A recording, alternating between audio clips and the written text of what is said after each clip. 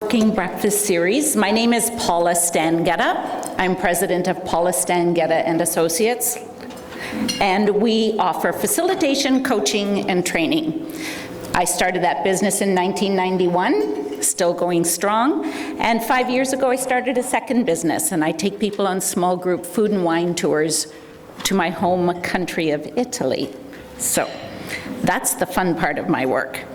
Before I begin, I would like to take a moment to acknowledge that we live and work on the traditional territory of the Attawandaron, Anishinaabe, and Haudenosaunee peoples, as we seek a renewed relationship on the foundation of mutual understanding and respect.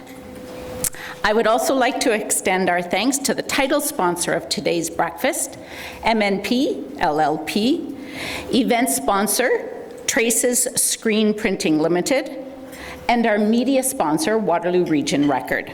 Thanks to their support, we were able to bring this event together. And now it's time to introduce our committee that meets to put this all together. And I'd like to introduce you to all of the members. I'll ask you each to stand and remain standing. Mike Hewitson, our chair. Is Mike here? Yes, he is.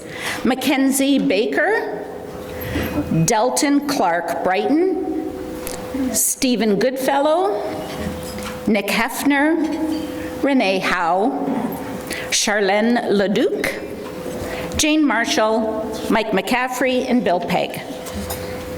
If you have any questions, look for the bling. We wear our Christmas bling all year long, so that we're easy to find. Any questions about this? Thanks so much for standing. Have a seat. Take a load off. You can ask us any questions about what we do and how we do it. As I recall, Charlene, at the last meeting we sat and we had breakfast, we had a conversation, and now you're on the committee. So welcome. See, don't ask too many questions. The Chamber also has some exciting events coming up in the next couple of weeks before the holidays, as well as our next networking breakfast event in the new year. Here is what's upcoming: our Libro Chamber Young Professionals at Libro Credit Union's downtown Kitchener location. That's on November 27th. Our J Fencing Business After 5 Holiday Edition on December 5th at Waterloo Regional Police Headquarters. And our next event of this committee will be our speed networking event on January 16th. Always a fun and popular event. Registration is now available online for this event. So please be sure to check our Chamber website for more information and the full events listing. I would also like now to invite up Mackenzie Baker from our committee to share a networking moment with you. Come on up, Mackenzie.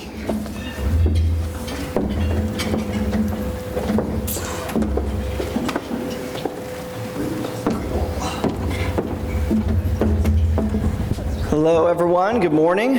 Mackenzie Baker, I work for Token Creative Services. Excited to be here and just chat with you guys real quick.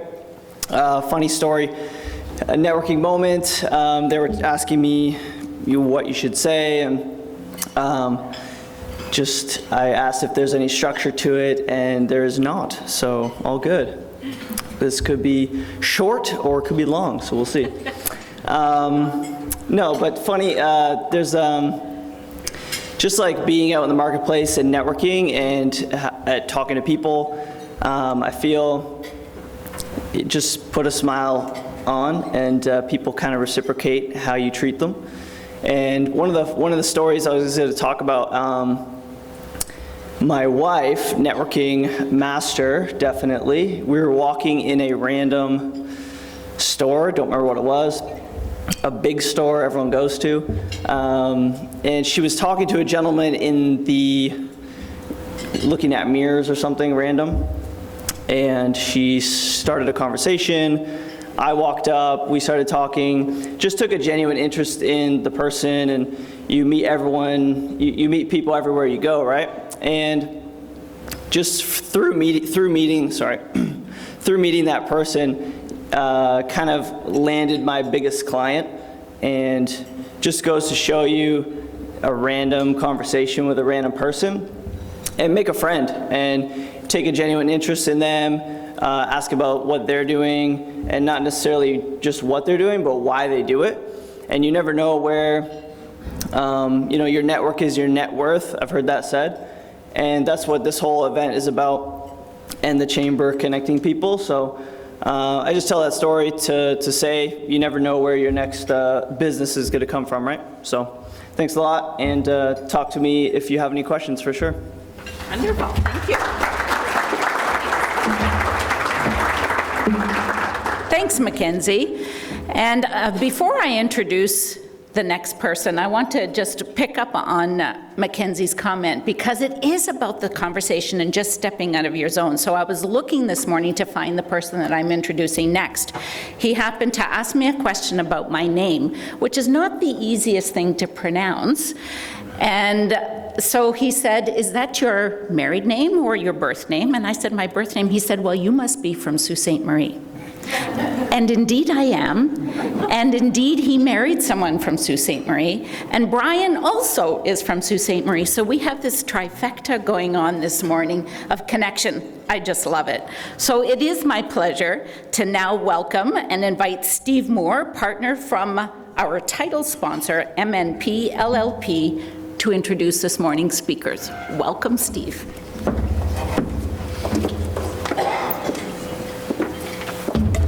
Well, thank you, Paul. It was a pleasure meeting you this morning, and I had the pleasure of living in Sault Ste. Marie from '91 when I got my CA until 2000. And it was a great town. I enjoy visiting regularly. Now, back to the script. So I have the pleasure of introducing to you today our speakers. So this is a little different format. I was reading ahead and thought, this is great.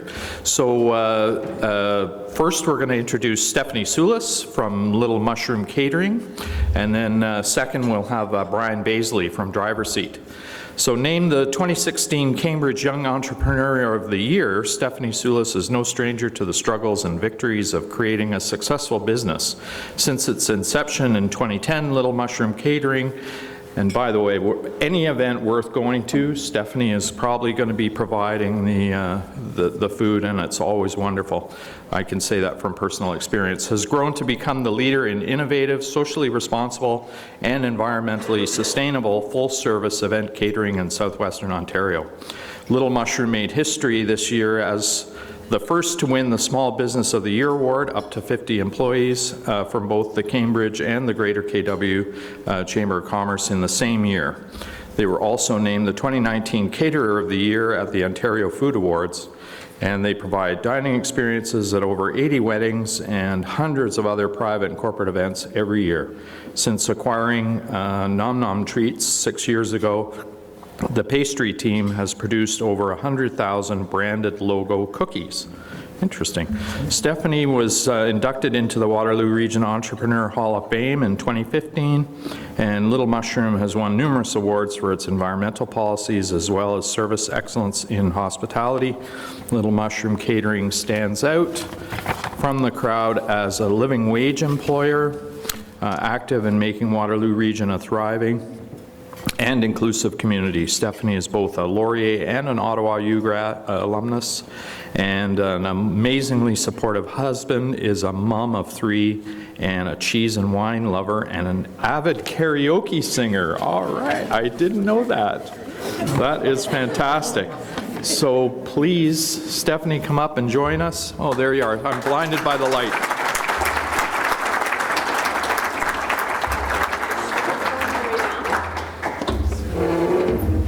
Good morning. I'm gonna try one of these guys. Awesome. All right. Let's see here. Is it gonna work for me? Is it like over there? Just The one on the right to go forward. the one on the right. There we go. Haha, that's me. Okay. If you can't see the slides, it's all right. I'm gonna talk about them anyway. If you'd like, though, I used to be a teacher, and I will tell you, by all means, if you want to come and sit on the other side of the room so you can see, So my name's Stephanie. It's nice to meet you all. Thank you all for having us speak today and share our stories. I'm going to tell you a little bit about why I started my business and how we've grown and yeah, just been very successful the last couple of years for sure. I like to consider our business as a values-based business, and we tend to work with other values-based companies. So our mission is to be both environmentally sustainable and socially responsible while putting out an amazing product and service. Yeah, so what makes Little Mushroom different?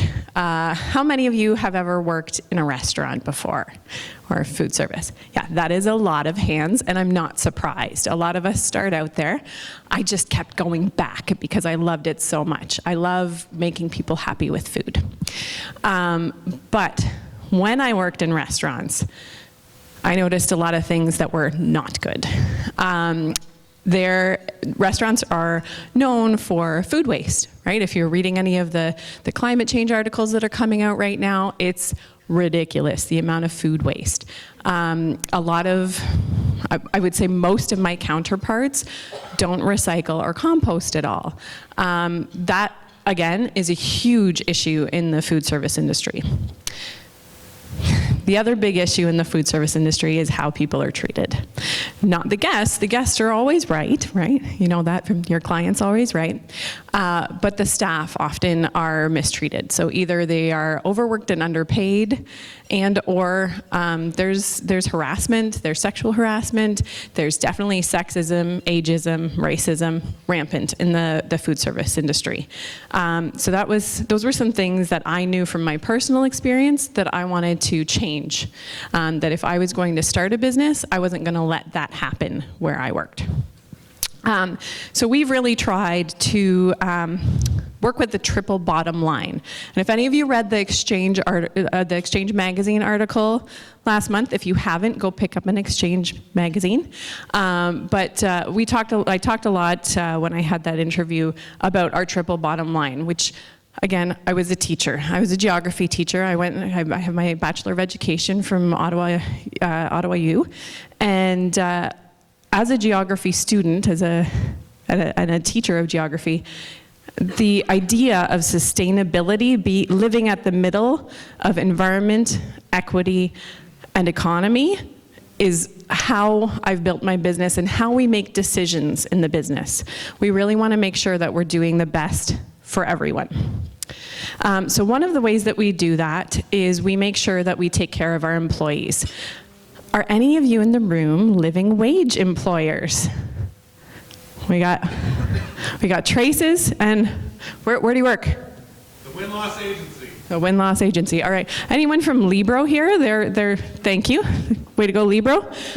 So there's a couple of us out here who are living wage certified. That means that when you have entry-level jobs, so things like our dishwashers, our bussers, instead of them coming in and making $14 an hour, when they start with us, they make $16.35 an hour. So per hour, they're making $2.35 more than their counterparts. That's one of the ways that we try to take care of our staff.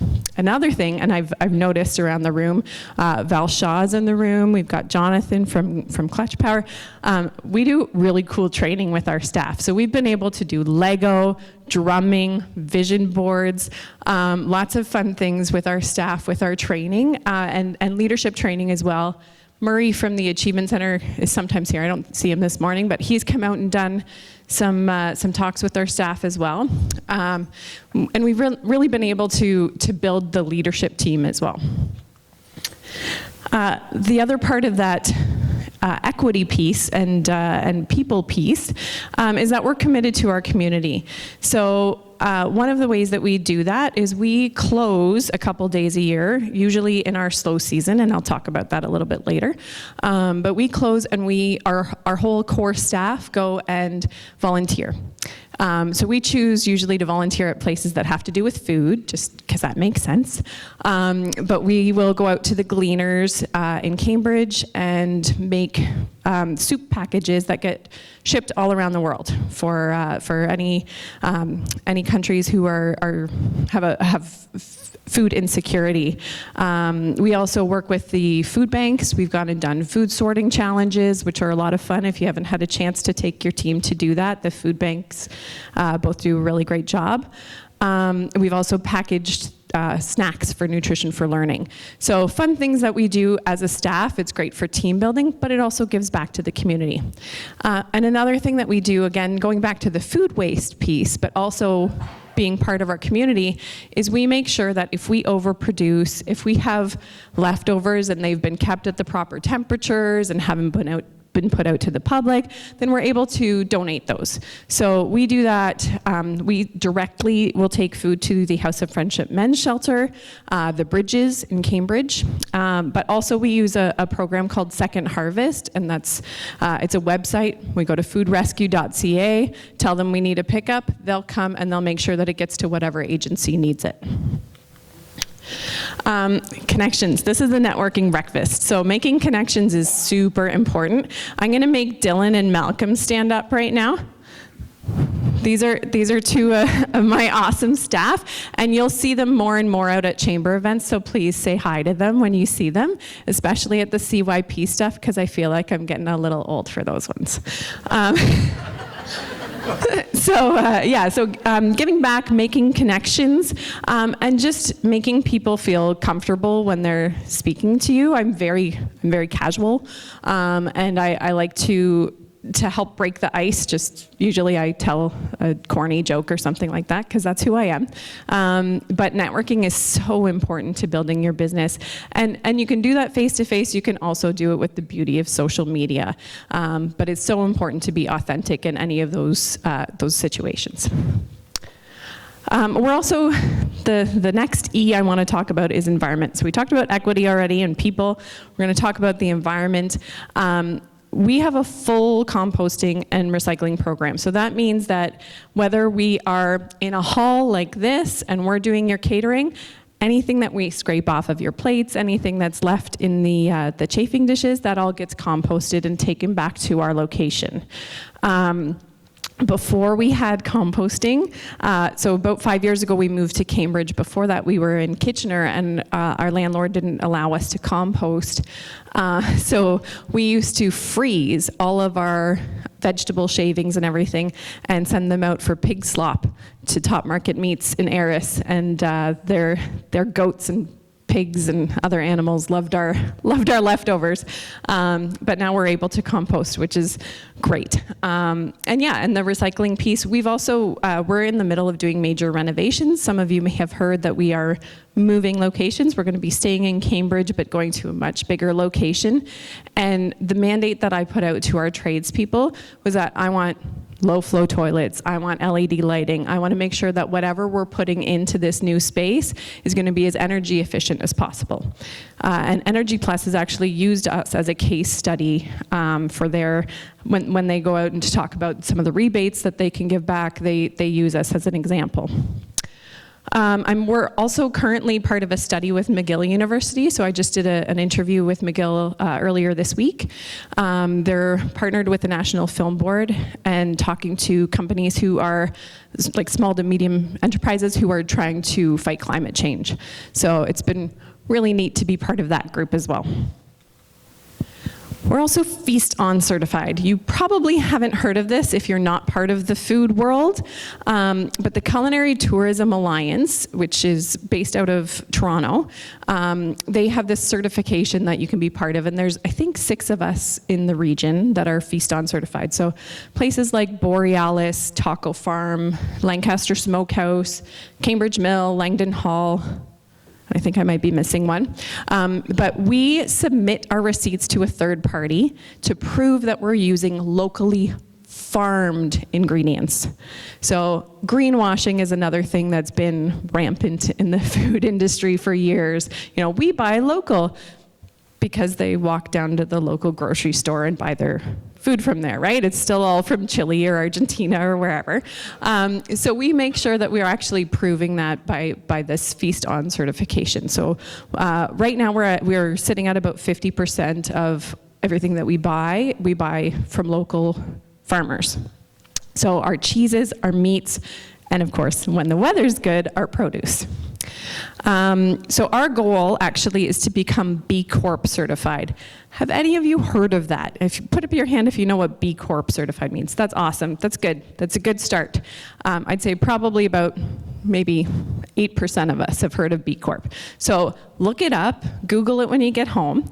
But B Corp certification is a movement out of the States, but it's a global movement of businesses who are trying to make change for good. So with B Corp, again, it's going back to that triple bottom line. So once we're in our new space, that's our goal for 2020, is to become B Corp certified. How else do we measure up? So there's another piece to that, that triple-sided pie, and that's economy, right? So we've got to be doing business well, too. How do we do that? We make sure that we take care of our clients. So we're at the point now where we're over $1 million in revenues every year. We're doing over 80 weddings a year. Things are going well. We have over 100 5-star Google reviews. If you'd like to leave us one the next time you eat our food, please do. But we've been able to make really good strides with, still keeping our values close and centered to everything that we do, but also taking very good care of our clients. And I think in taking good care of your employees, they're going to take better care of your clients, and that's really what it comes down to. So we've been able to expand our business quite a bit. I mentioned that we're doing a move to a new space, so we'll be moving in January and opening a small restaurant space as well. So about 25, 30 seat restaurant that you'll be able to do, come in and do a buyout and then have your seminar there, your workshop, whatever you want as far as that goes. We'll also have events in our slow season where we can bring in guest chefs. We've got an Indigenous chef who lives in Toronto right now. He's going to come and do a meal with us. We're going to bring some of our other friends from Montreal, from out in BC, to come and showcase them in our region, which is kind of neat. So with the restaurant space, we're very excited. It's a big move, but it also means that we're going to be able to expand everything that we do. The reasoning behind having a restaurant is that liquor licenses in Ontario are tied to spaces. So in order to apply for a liquor license, you have to have a retail space. In order to be a catering company in this region, you have to be in a manufacturing space. Zoning does not work well together. So we are able to put in this small restaurant space to start out, so that we have our liquor license, so that a lot of our corporate clients who right now don't want to go through the bother of getting a special occasion permit and having to buy their own alcohol, will be able to take care of all of that for you. As it stands right now, though, as you're booking your Christmas parties, remember that we can serve your alcohol already. So you can still book us for your Christmas party this year. We have openings. I'm not sure how I'm doing on time. I'm good? Okay, because I think I'm done. I think I just flew through that. So I'm sure will have questions for me later, but that'll give Brian some more time on stage. Cool? All right.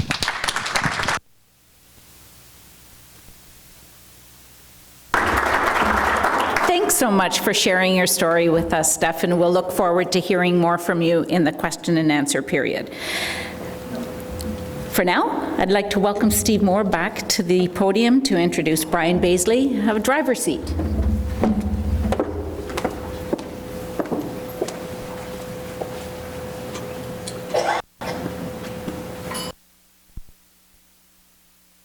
Thanks again, Paula. So, Brian Bazely is the CEO of Driverseat, who provides chauffeur and shuttle service through its franchise network. Brian co-founded Driverseat in 2012 with his brother Luke, and together they franchised the business in 2013. Prior to starting Driverseat, Brian spent most of his career in executive management positions with several Tier 1 retailers, including Toys R Us, The Beer Store, and Laura Secord. Brian has been a keynote speaker at business conferences across North America, has appeared on national TV business shows, and has been a guest lecturer at the U of T, Rotman School of Management. In 2019, under Brian's leadership, Driverseat was named the top franchise brand in Canada, topping the list of over 700 franchise systems. Driverseat is also the highest rated franchise company as voted by the franchisees. The company has recently started opening in the U.S. with goals to open across 8 states over the next 12 months. It's one of North America's fastest growing franchise brands, currently serving customers in over 400 cities across Canada and the U.S. Brian's passion for people is evident in all that he does. He built the Driverseat brand with a focus on the 5 Ps: profit, purpose, people, play, and progress. Brian lives by the value that you can't put profit before people. Brian resides in Kitchener with his wife Lisa, where they raise 2 daughters, Danny and Sammy. I'd like to introduce Brian to the stage.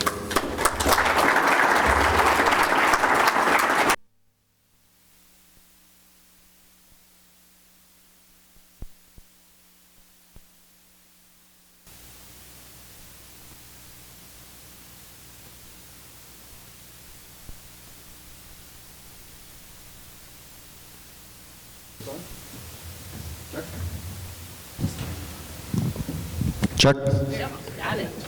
System works. Thank you so much for the opportunity to come and speak, and thanks for getting out of bed so early to come to the breakfast networking event. I've already had such an amazing day. I could listen to Stephanie speak over and over and over. I really love the story of Little Mushroom Catering. I'm a foodie. I love to eat. I love to cook.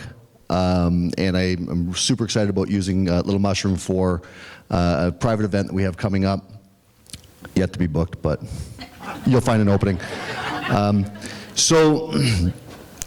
Before we get started on the flow of the presentation, I just want to get a read as to who's here in the room.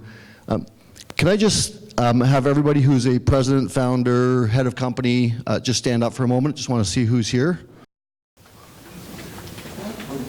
Wow, incredible. Amazing. Amazing group of people who are here, have started or are running a brand and continue to invest in themselves and in their team. Could I see anybody who's perhaps in a marketing and development type of position? A few? Excellent, thank you. What about somebody who's in a supporting role, so perhaps a vendor, somebody from the banking institutions, works with other companies? I know there's some banking here, yeah. Brian, I'm getting tired of standing up here. You can stay standing, yeah. That's excellent. Well, listen, one of the things I want to do, we're really big into social media. We're big into sharing our story, and that's why having the opportunity to do this type of presentation is just so much fun. But in order to do that, what I want to do is take a picture, a selfie picture, with 120 of my closest friends. Okay, and we're gonna post that. And so because of the shape of the room, we're gonna do 2 different pics, and then we'll find a way to stitch it together. So there's a rule: when you have a picture like this taken, you have to stand up. Yes, we're gonna stand up again. We have to stand up, and you have to put your arms in the air. And here's why. Because even if you're having the most miserable time here, when you put your arms up in the air, in the picture it looks like you're just having so much fun. All right, so we're gonna get ready. So I can get this side of the room first. Everyone stand up, arms up in the air. Ready? Being arrested. Brilliant, brilliant. Okay, now we're gonna try this side of the room. Everyone stand up, but the arms have to go higher than this side. Rashid, let's do it. Amazing, thank you very much. Got some great social pics. Danny, I'll airdrop those to you later. So I was asked to come and speak this morning about the success of Driverseat and where we've been taking it. And as I started to ponder and think about what we're going to do from a standpoint of the storyline, I thought I better just tell a story about how Driverseat was started, but more importantly talk about what success looks like. Because you can measure success in a number of different ways. In my case, we use things like financials and bottom line as a measuring stick for success, but it's actually not the success. So we got into this business start this. We got in this business in 2012, not because I knew anything about transportation, because I'd never worked in transportation before, and not because we had a true passion for transportation. We actually had a passion for people and for the communities in which we were going to serve. And so our desire was to build a large brand where we could work with like-minded entrepreneurs and have people, and the way that we phrase it at the office is we wanted people to live the life they want for their kids. So we want people to be able to enjoy themselves, have the freedom of time, coach soccer if they want to, and so we wanted to build a business model that would allow us to bring franchisees in order to do that. So as was mentioned in the introduction, we operate two services, a chauffeur service where we would have chauffeurs come out and drive your vehicle for you. In some cases, it's because you've had a medical condition. In some cases, just convenience, you get your snow tires put on for you or that type of thing. In some cases, because you've consumed drugs or alcohol. And then there's a whole slew of other kind of related type of services. And then the second service is a shuttle service where we provide a chauffeur and a mid-size shuttle. So these are mid-size vans, and we take people to weddings and take them to the airport, take them on tours, wine tours, this type of thing. But with that business, we do a lot of B2B or business-to-business type of work. So a majority of the shuttle side of the business is done driving employees to work, working for cities, working for states or provinces. We do some work for the federal government. And so we've got these large fleets of mid-sized vans that we dispatch out through the franchise network, and they have chauffeurs go and pick up people and do all of these crazy runs. So we started the business in the very end of 2012, and we started with the purpose of franchising it. So much to our accountant and lawyers' advice not to, we opened the business, we launched it, 3 months later we franchised it, and we sold our first franchise 4 weeks later. And so back in 2012, we were operating one unit that served 3 communities in the area. As of today, we're at 58 units, and we're touching 400 different communities. And we expect that over the course of the next 12 months, we will surpass 100 units in North America and be touching 600 or serving 600 plus communities. So it's been some pretty rapid growth, a ton of fun with it, and I think there's a good basis to why we've been able to achieve that and where we're going to be able to take this piece. To put the number in perspective, I'm super proud of the team because under 5% of all franchise brands in the history of franchising surpass 100 units. Under 5%. Thank you. Yeah. So we are super excited to hit that milestone, and then our very next milestone will be 200 units because under 2% of all franchise brands in the history of franchising surpass 200 units. So that's our next major goal to target. So this is my brother Luke. Luke co-founded the company with me. We got involved in business together because he is extraordinarily talented. He's not here today because he's back at the office leading the team of people and driving a significant amount of business through the corporate-owned site that we have. But we were celebrating our international launch. So this year we have tapped into the U.S. We've got our first 4 markets opening up in around Nashville. So great spot. Who here's been to Nashville? Okay. So there's only two types of people in this room, those who've been to Nashville and those that really want to go, because it's an incredible spot. So we are really excited about the launch in the U.S., and in part it's because we're going to be about 50% sold out of white space, so total number of franchise units in Canada this year. And so selling out in Canada and allowing us to sustain growth meant that we had to go into the U.S. And it's a challenge all on its own, but it's a really, really interesting market. And in the shuttle industry, they do about $1.1 trillion. So we're just going to go in and take just a small piece of that. So the brand itself, it's an award-winning brand, and we've been so fortunate to have received nominations and awards from the Chamber of Commerce here, and a couple years ago took the Innovation Award, which was really interesting because we exist in a tech environment. But one of the ones that's really near and dear to our heart is our ability to win the Franchisee Choice Award. So in franchising in the franchising world, every franchise unit is interviewed and surveyed by a third-party company. And in Canada, there's 750 different franchise brands. So there's McDonald's and Subway and Tim Hortons, et cetera. And so what they do is they then rate every franchisor based on a very extensive survey and a numeric score that ties to how happy they are with the support, with the leadership, with the revenue, with the ability to keep up on trends with the leadership, et cetera. And so every year we've been winning these franchisee choice awards, which we're super excited about. And then this year, we won the top award, the award for the top franchisor in Canada. And so that was a really big step because in front of 750 other franchise brands, we were able to stand up. They told me I had 60 seconds to speak. I took about 4 minutes, but it was a really great piece. And the reason why it was so incredible is because it gives so much back to our franchisees. They were able to show that, declare it. It attracts more franchisees in, and more franchisees make their business that much stronger. So it was a really fun time for us, and we continue to push ourselves to support the people that we're doing business with, which in our case is the franchisees, so that they can then do business with the customers. So I think most importantly, what I wanted to really review with you today is our governance model. So this talks about not what we accomplish, but how we go about trying to accomplish it. And we focus on 5 Ps. So we've talked a little bit about people before profit. You can't have a strong, sustainable business. You can't do all that you do to give back like Stephanie's team does unless you're profitable. And so that becomes a very strong driver to it.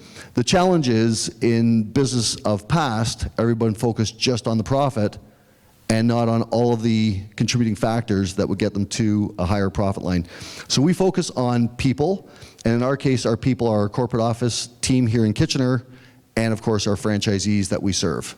We've got a poster up in our boardroom, and it's got a picture of an empty seat on it, and for those who've been in the office, and many of you have, it just talks about the fact that every decision we take is based on the franchisee. And so they're not sitting in that room, but the picture of the empty chair is always representative of them and making sure that what we do is right for them. And then of course we focus on profit and driving top line revenue, and we are fixated on top line revenue so that it'll play into bottom line. We have a governance component tied to purpose. So in our case, we have a purpose that's tied to both the people, our franchisees, and their families, but it's also tied to the fact that our teams get impaired drivers off the road. We reduce impaired driving. Our teams drive the elderly. We do a lot of contracts driving people with Alzheimer's for cities and such. So the cities are responsible typically for transporting people. Putting somebody with an Alzheimer's disease onto a city bus isn't ideal. Putting them into a taxi cab isn't ideal, but putting them into a driver's seat shuttle where that person is trained not to listen to the customer, trained to make sure that they hand them off to somebody. These are some of the type of work that we do. And we do a lot of work driving kids with anxiety problems. So we look at the whole mix of purpose, and one of the things that we do is we celebrate big sales because we're a for-profit company, but we also celebrate things like the shortest drive ever, right? And so it's the smallest sale or the shortest drive ever. Right now, actually, Sault Ste. Marie franchise has got the record for that, 210 meters. So they drove somebody's car 210 meters, which was about 7 houses down. And if you really think about it, it's kind of an interesting story, but we celebrate that. It was a $15 sale. He holds the record for it. Every other franchisee is trying to beat the record for it. But he's built such a strong awareness of social responsibility that a woman who stopped at a friend's house, a neighbor, to have a drink, had 2 drinks, and then said, you know what, I'm just gonna pop on my app and have driver's seat, bring my vehicle home. She walked home, driver's seat came, picked up the vehicle and the keys and dropped it off for her. So really great story because we're super passionate about the purpose that we bring. In days past, without driver's seat there to provide the service, she couldn't leave it on the road. So she probably would have looked down both ways, down the road, and going, well, there's no cops here. I'm just going to make a quick go of it. And so we love the whole purpose component because we know that we can positively impact the communities in which we do business in. The progress piece is really tied to the fact that we are not a static company. We are not here to just provide a B2 service. We're here to develop and drive new and interesting business opportunities for our franchisees. And then finally, play. So there's no such option to come to Driver's Seat and just not have fun, right? It's just a requirement. We just have to do it. Life's too short. We spend too much time together. So for those of you that want to get a little bit of an experience as to what we do, just pop on our YouTube channel and take a look through some of that. Just remember, you can't unsee some of it, so be warned. But this is a fun environment, and we're there to really enjoy each other's company, develop each other, but really have fun each and every day. So we talk at the office about the fact that culture eats strategy for breakfast. And our office, the team that's there, I mean, they are second to none. What a fun place. We were so fortunate to have Val come out and bring her drumsticks and spend a lunchtime with us. What an incredible experience. And we just like to do lots of things. So in the pictures here, you can see that we typically have Spirit Day. Our company color is orange. And so during Spirit Day, which is the Thursday of any training session, everybody wears orange. Middle shot is us celebrating the Raptors win. Bottom right, you can see that we are working out together. So all of our staff have gym memberships that we pay for, and we get to go out and work out together and work on being healthy together. Team communication. This is a program that we started to enhance our communication in the office, and we started it about 2.5 years ago, and I really kicked myself for not starting it right at the start of the company. So every day at 11 o'clock, we stop work and we gather around a central counter, and we all talk about what we're working on, what we've accomplished, a personal challenge, a personal gain, anything that we really want to just share with the team. And it really has morphed what's been happening in our business. Because we're a pretty small team, but you know what it's like. You just get working and you're doing stuff and you're busy, and all of a sudden you go through a whole week and realize you haven't really understood what somebody's going through or some of their challenges. And so every day at 11 o'clock we do that. It's religion in our office. Everyone does it. It's really funny because the Canada Post lady tends to show up right around 11, and I think she thinks that we just all stand there all day. And she doesn't have a great sense of humor, so we keep inviting her in, but she doesn't participate. MFL. Anybody know what MFL stands for? MFL. MFL is mandatory fun lunch. Okay? We have mandatory fun lunch every Friday. So I was guilty, the most guilty person, of working through lunch and not talking to anybody about anything other than business. And I would stand at my desk, because I don't have a sit-down desk, only stand-up desk. I would stand there and I'd be wolfing down some food and working and talking on my earpiece and doing all these types of things. And again, as we looked at the growth of the office and how we're going to continue to develop people, we said, we need to stop just for a few minutes. We need to stop and actually spend time with our team at a personal level. So we launched Mandatory Fun Lunch. So Mandatory Fun Lunch is, you're going to come in the boardroom, you're going to bring your lunch, you're not bringing your laptop, and we're not allowed to talk about business. We have to talk about wine, or we have to talk about drumming, or we have to talk about fun things. And so it was a little bit awkward the first time we did it. It's like, well, we all kind of talk business, right? But we made it happen. And it's been a really good part of the team development. So it's morphed, and we now have, with 4 different departments in the office, each department on the first Friday of that month sponsors the lunch, and we pay for them to go out and get groceries, and they make lunch. So they can't go buy lunch, they make lunch. And so it's become a little bit of a theme and a little bit of a competition. You can see on this particular one, I'm back there flipping burgers, and we just have a lot of fun competing with one another with it and experiencing what the meal is. This Friday is MFL, so if anybody wants to come, Luke and I are the hosts this week, so we just need to know if you're coming so that we have enough food. But we'll be doing a little bit of a Greek theme. Can you feed 120? Yeah, we can feed 120. Yeah, we will make it happen. Yeah. So we also like to invest in development, and development of our team is extraordinarily important at the franchisee level, and it's extremely important at our corporate office level. And so we do a number of things. There are some very cost-effective things we do. If anybody mentions a book that they like, we buy it for our library, and then it's there for everyone to share. So none of our employees, none of our team members should have to go and buy their own business books or development books. We should be purchasing that for them and just adding them to the library. We do an annual conference for our franchisees. It is a major undertaking. It's extraordinarily expensive, and we have to invest a lot of time in it, but it is absolutely critical to the success of our brand. So the development component is really all about us helping people achieve greatness in their life, and sometimes it's not even business related. Sometimes it's just tied to helping people be better at what they're doing. Diversity. So you might not be able to read this shirt if you're over here, but during our National Pride celebration, we had shirts made up that says, "We expect our teams to drive straight, but we don't care if they are." And it was done in the Pride colors. And so we all wore the shirts and you know, had a really fun day with some photo shoots and created just this fun environment and awareness piece around it, because diversity is really important in the workplace. And as we talk about, diversity isn't something that you do, diversity is just something that you're all about. So we have a BHOG. Who here has BHOGs? Right? So a BHOG is a big, hairy, audacious goal. Right? You have to set BHOGs. And so we post this in our office, and our goals are to serve 20 countries.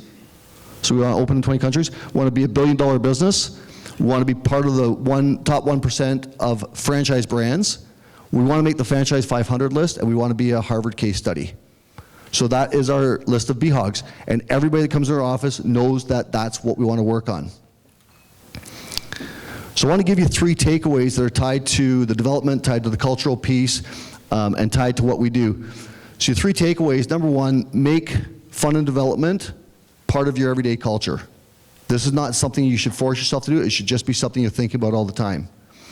The second piece, and is tied to the scorecard and to the BHOG, is, or the development of the BHOG, is create a scorecard. Measure what you're doing, because part of what your team members like, they just love actually to be successful. And so measure everything that you do. And the third piece is really get out there and lead. Whether you're head of a department, whether you're head of a small team, or whether you're head of the company, get out there and lead the team and be in front of them and be active in what's happening in their lives and being active in what's happening in the business. So thank you very much. I think I'm right on time. Yep. Thank you very much.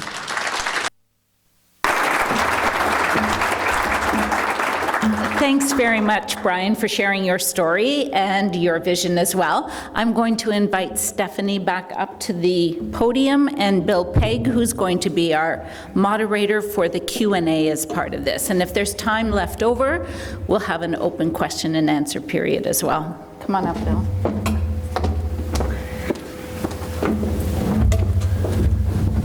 Okay, thanks, Paula. And there's pads of paper on the table, so if you think of a question you might want to ask, if we have time at the end of the formal part, or if you want to just hang around, because Stephanie and Brian will stay here till noon, and they'll answer any questions. That's what you said? Absolutely. Yeah. All right, let's get right at it. Under the heading of learning opportunities and challenges, a really obvious question maybe, and you addressed a lot of it in both of your presentations, but Stephanie, we'll start with you. What was the single biggest challenge you had when you were starting up and continue to have?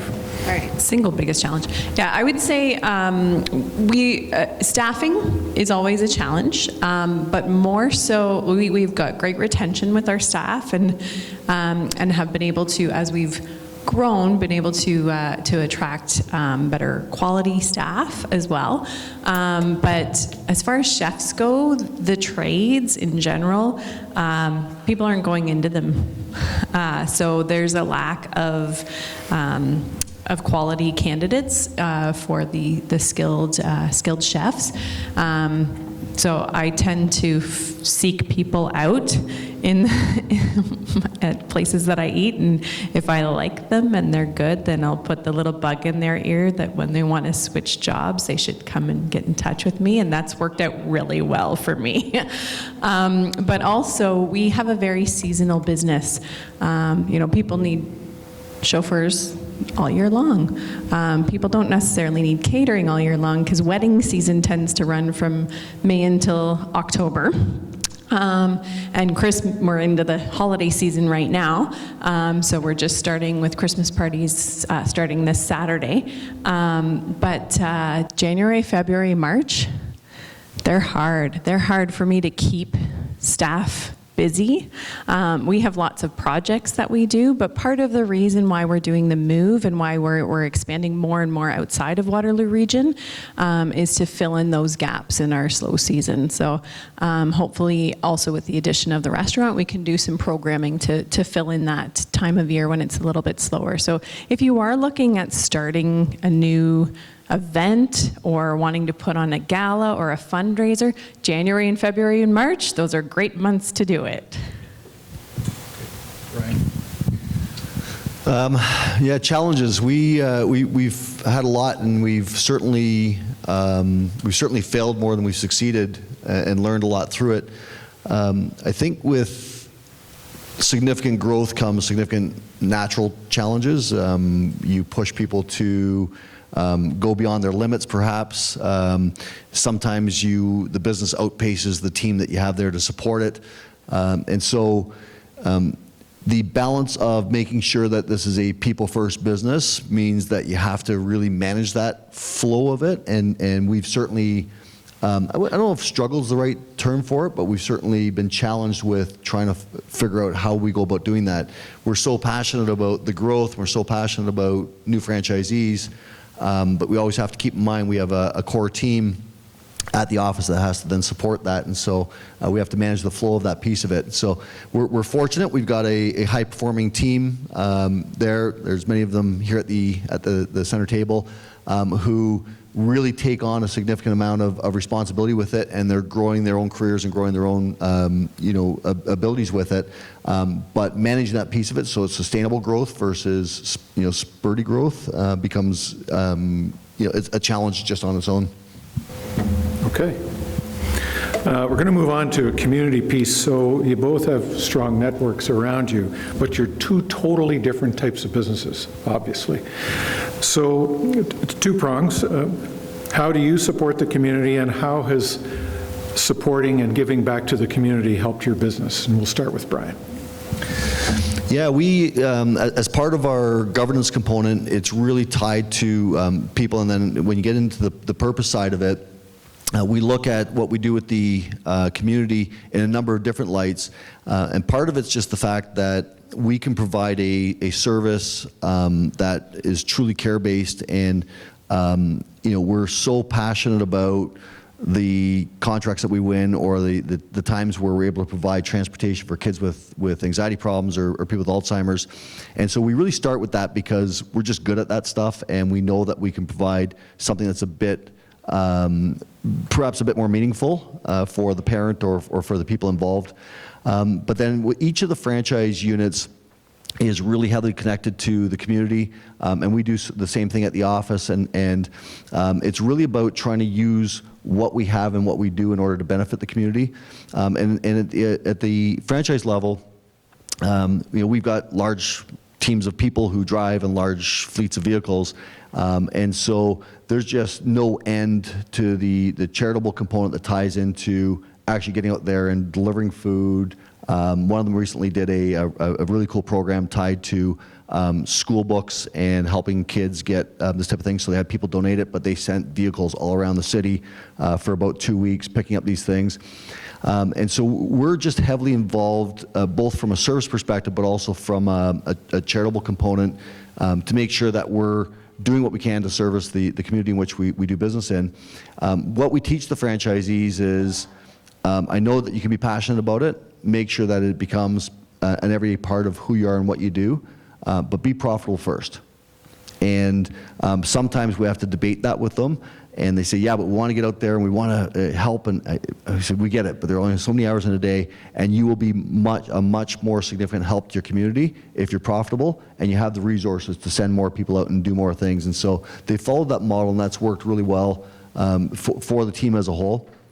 And then at a personal level, I'm really passionate about the chamber, about KW, about working with other business owners, and so I volunteer some of my time for mentoring in KW, and we try and do everything that we can to support local business and organizations, so anything from food bank all the way through to for-profit business. Okay, I'm going to talk about myself a little bit more than I talk about my business right now. But where I choose to spend my volunteer hours is very closely linked to my values. So on the business side of things, I was on the Chamber of Commerce board for a couple of years. I was also the chair of the Beechwood Libro branch for 6 years. Their values, like the values of Libro Credit Union, are very closely aligned with my personal values, and so it was a good spot for me to give back to business. I also have been a volunteer with the Business Education Partnership for the last 8 years. So I go and speak to high school students, both in foods classes, but also in business and careers classes, about being an entrepreneur, working in the food service industry, and how we do business a little bit differently. I also volunteer with Junior Achievement, and hopefully you all have your tickets for next week for the Waterloo Entrepreneur Hall of Fame on the 21st. But I am one of their dragons, so I invest in student-run companies every year. And I'm also the chair of the Kitchener Public Library, which doesn't have anything to do with food or business, but literacy is very important to my core, and the library is a place where community connects. So again, like as far as networking goes and their values at the library, very closely aligned. Other ways that my staff have contributed, and also myself, we're part of Food Link Waterloo region, so we help to really do marketing for local farmers, making sure that consumers know who's out there, who's doing farm-to-gate sales, where you can get good local food. And I was also on the Waterloo Region Food System Roundtable for several years when it was run through the Public Health Department. But it was helping people with food insecurity, trying to find where the food deserts were, and making sure that everyone had access to good, healthy food. So again, where I choose to put my time is heavily influenced by where my values lie. Okay, good.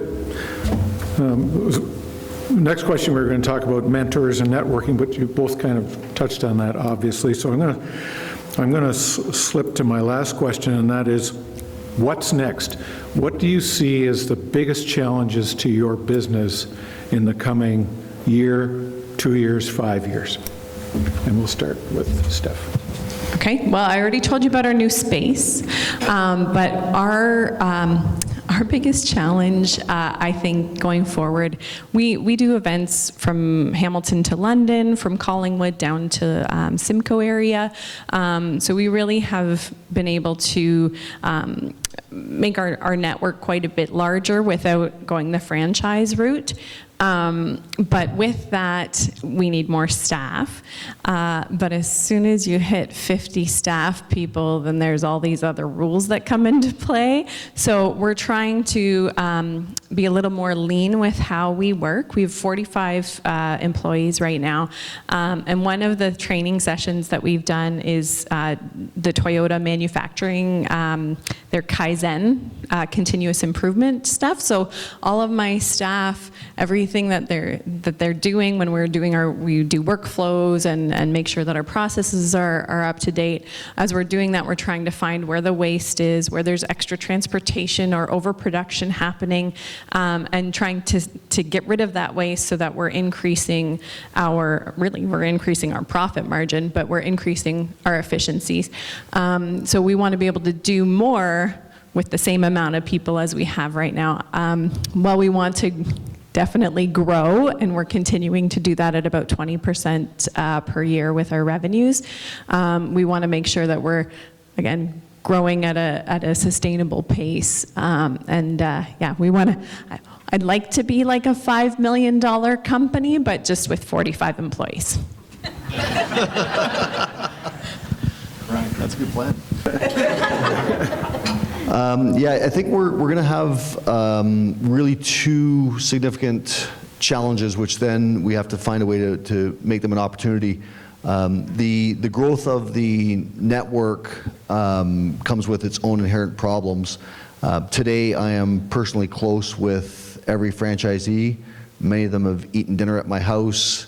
They know my family. And that's a really wonderful situation and scenario to have. As you grow, that's of course not sustainable. At some point in time, I have to lead the team, but not actually be that close with each one of them and be their main support person and that side of it. And so finding and continuing to find the right people to handle support and franchise development and all of the aspects that have to be done that continue to be closely aligned to who we are, our governance model, our values, is a big challenge. Again, it's a big opportunity as well, but it's a big challenge. I'm really fortunate. I've got lots of family working with me. So my daughter Danny is the director of marketing. My nephew Isaiah from the States just joined us. So he's going to be taking on franchise development in the US. And of course, my brother, who actually does all the work while I sit on a stage and talk. And so unfortunately, we've got that, but even though I come from a large family, it won't be sustainable to build out a huge brand with only family. And so we've got Jamie and Brittany, and we've got a large team back at the office who are our small team now, becoming a large team, who are continuing to do that. But making sure that team is fully aligned to who we are and what we do, because we can't ever lose touch of that. Otherwise, it's just not worth it, right? We would just never want to be big enough that we lose touch of our governance and who we are and what we're working to accomplish. And then our second challenge is there's this morphing in the transportation industry with large companies, a lot of them out of Europe, who are buying up different shuttle businesses and things like that. And so we have to kind of stay ahead of that from a competitive standpoint. So my job is to make sure that our franchisees make a lot of money and have strong top-line revenue. And I have to be fixated on their growth and on their revenue. And so they need to manage everything that's happening day in, day out, but I need to stay ahead of that curve and that trend. And so that's a fun challenge, but it's one that's going to come with all sorts of twists and challenges with self-driving vehicles, autonomous vehicles, this type of thing coming about. So we've got some interesting opportunity ahead of us, and we just have to stay very focused on those two critical things. How much time we got, Paula? Probably Two questions? a question here or a question from the group? Which, Okay, so we'll take two questions. any questions? Anybody? Yes, sir, right here. To each of you for self-care or wellness individually, I drink wine. So I'll repeat the question. We drink wine together. Health and wellness, self-care. Two successful entrepreneurs, tell us what your secrets are, personally. Yeah, I really believe in the requirement to have healthy balance in life, and I often get asked by people, how many hours do you work? And I say, well, I don't, we just have a life, and it's just what we do, and I think it's the life that many of you lead as well. But that does include physical fitness, that does include a reasonably good diet, but we do drink wine together, so that happens. We're on a continuous development program through all parts of our company, and that includes me. And so I pushed myself this past year with the amount of growth that we had going on to step away from the office and attend 3 really incredible conferences, learned from some great people, and I continue to push to do that side of it. It's really interesting, the question, because when you talk about personal health and development, one of the things I love to do is to mentor and work with other business owners, and I often get asked, like, why do you do it? Why would you spend time out of your schedule doing that? And it's actually because I love giving back, but I also learn a lot, and it helps me develop myself. So I'm also, very fortunate to have an incredible family. So my daughter Danny heads up marketing. My wife Lisa works with us in the business. My brother Luke, of course, Isaiah now. And my daughter Sammy, who's a photographer and videographer, does some of our contract work with that. And so when you have family that are in the mix and then very close team members, you just end up with this very positive environment that allows you to grow and develop yourself. I'm just going to say, Janice, I think we have someone else for the Center for Family Business. Okay. Yeah, for health and wellness, for myself, I don't go to Anytime Fitness, but right? Yes. But I do have a women's gym that I go to. But really for me, like the wellness piece, I don't know if any of you have read the 5 love languages, but I am a touch person, and I love hugs. And so actually a lot of you here know that about me. And so when I feel like I need that boost, I get hugs. And we've been really blessed this year at work. We have two of my managers are off on mat leave right now. And the best hugs are baby hugs. And so both little Henson and little Violet, they'll come in and they'll visit us at work, and then I get a good baby snuggle, and that just rejuvenates me. And I'm so done having kids. I don't want any more of my own. I've got 3, and I've got a teenager already. But they snuggle too, actually. Even my 10-year-old will still come and sit on my lap. Okay, one more. The fellow who's up and down and up and down and up and down. I don't have to go to my gym later. Thanks. So first off, I just wanted to thank you both for your time. I found both of your talks to be very inspirational, and I think that that you're where we should be striving to be. So I just want to take a moment and thank you for that. Stephanie, where is your new location? In Cambridge. Where? So on Sheldon Drive, we're going to be right off the 24. So off of the beaten path, we're back in like a bit of an industrial area, but we're hoping that'll help with our lunch business. Right. We're going to be open Monday to Friday from 11 a.m. till 8 p.m. So for happy hour, if you want to come after work for drinks, but also for lunch, and we'll have lunches available for pickup. And the whole idea behind our Little Mushroom Dining Lounge is what it's called. So please go like it on Facebook today. That's your homework, is to make sure that we're bringing healthy food to the community, not health food. So just a little bit there, but we're going to be a place for you to come for business meetings, lunches, bring your team after work, for a fun, small, intimate space in an executive dining lounge. I love all these words I get to throw around now. So Stephanie, it seems to me that you're doing everything right. You're paying people properly. Yeah, I am. You're responsible sourcing. But you're making sure that it's going out the right way. You're doing everything that, frankly, anybody in your industry should be striving to do. Are your customers viewing that as a strong differentiator for you? Because at one point we want to get to the point where it's not a differentiator anymore. That's just what everybody does. So I'm just wondering kind of where your customers sit as that being a differentiator for you, or just a matter of course in their lives? It's totally where everyone should be, and we really celebrate anytime that we hear another one of our colleagues has become VSTON certified, or when Event Depot, who is one of the staffing agencies that we work with, sometimes when they became living wage employers, we do a big hurrah, because that means that we're all working towards that better good. I would say actually one of our big challenges is trying to have our story told, because there are costs associated with paying your staff well, with giving them great opportunities, learning opportunities, sending them to conferences in Toronto, being able to have great activities and group building, MLFs and things like that.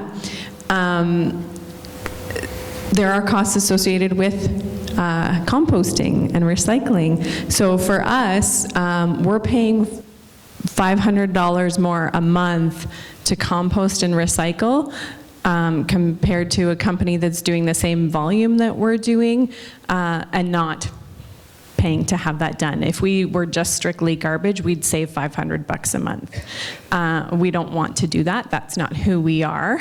But then that sometimes comes back to what the clients are asked to pay then for their food, because we have to make sure that we're incorporating those costs into what we charge for what we do.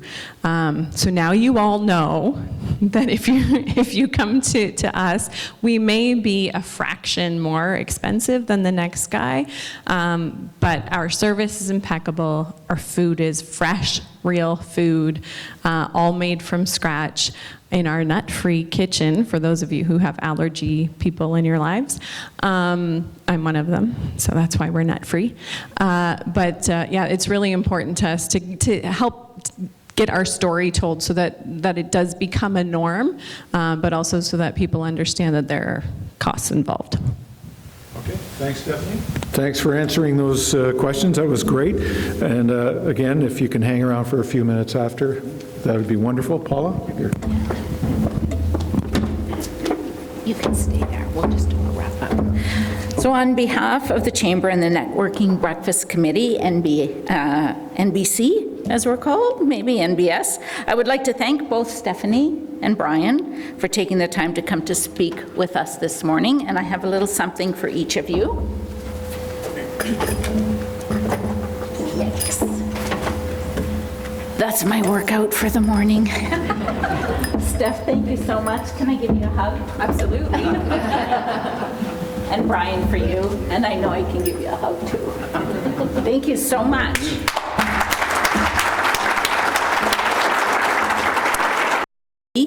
Event sponsor Trace's Screen Printing Limited, and our media sponsor, the Waterloo Region Record.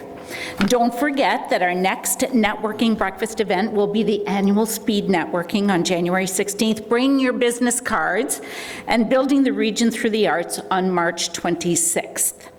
On your way out, we ask that you leave your name tag at the registration desk so that they can be recycled for use at future events. Thank you so much for being here today. Travel safe, enjoy your day, make great connections. Take care. Thanks.